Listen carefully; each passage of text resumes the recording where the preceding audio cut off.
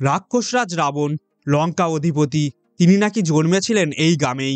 গোটা দেশ যখন অযোধ্যায় রামলালার প্রাণ প্রতিষ্ঠা দেখল, তখনই সেই অযোধ্যা থেকে মাত্র 600 কিমি দূরে রহস্যময় রাবণের গ্রামে হলো রাবণের পুজো। এই গ্রামের নাম বিশ্বরাক। গ্রেটার নয়ডার এই গ্রামকে রাবণের জন্মস্থান বলে গণ্য করা হয়। স্থানীয়রা বলেন বিশর্বা মুনির নাম থেকেই এই গ্রামের নামকরণ হয়েছে বিশ্বরাক।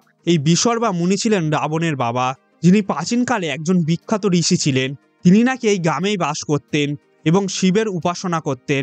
এখানে রয়েছে একটি প্রাচীন শিব মন্দির। তিনি এখানে শিবলিঙ্গের প্রতিষ্ঠা করেছিলেন। বিশর্বা মুনি প্রাচীন বনে একটি শিবলিঙ্গ খুঁজে পান এবং সেই স্থানে সেই শিবলিঙ্গের প্রতিষ্ঠা করেন, যা পরবর্তীকালে বিশালাক ধাম হিসাবে প্রতিষ্ঠা পায়। রাবণের বিরুদ্ধে রামের বিজয় উদযাপনকারী দশেরার উৎসবের সময় ভারতের বিভিন্ন স্থানে রাবণের কুশ পুত্তলিকা পোড়ানো হয়। কিন্তু এই বিশারক গ্রামে নবরাত্রির সেই 9টি দিন শোকের সময় হিসাবে পালন করা হয়। এই সময় তারা রাবণের আত্মার শান্তির জন্য প্রার্থনা করে এবং যজ্ঞ করে। স্থানীয়রা বিশ্বাস করেন যে এই গ্রামে রামলীলা করা হলে গ্রামবাসীদের ওপর রাবণের ক্রোধের উদ্রেক হবে। এখানকার প্রধান পুরোহিত বলেন এখানে রোজ রাবণের পুজো করা হয়। অনেকেরই বিশ্বাস এই মন্দিরে পুজো দিতে আসেন খোদ লঙ্কাপতি রাবণ। রাবণের পিতা বিশর্ব মুনিও নাকি থাকতেন এই গ্রামেই।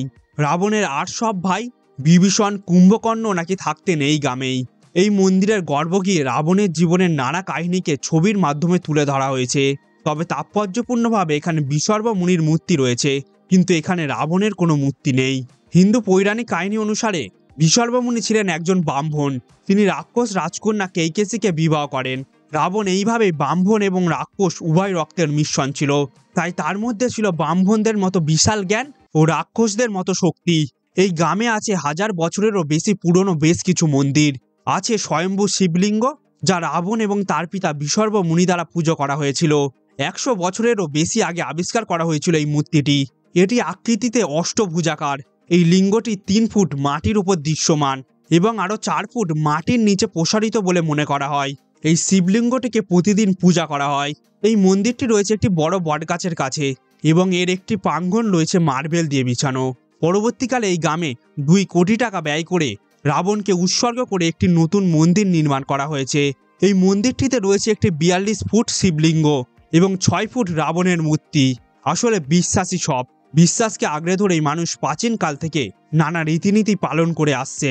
নানা কাহিনী জড়িয়ে রয়েছে এই গ্রামের সঙ্গে এবং এই প্রাচীন শিব মন্দিরের সঙ্গে।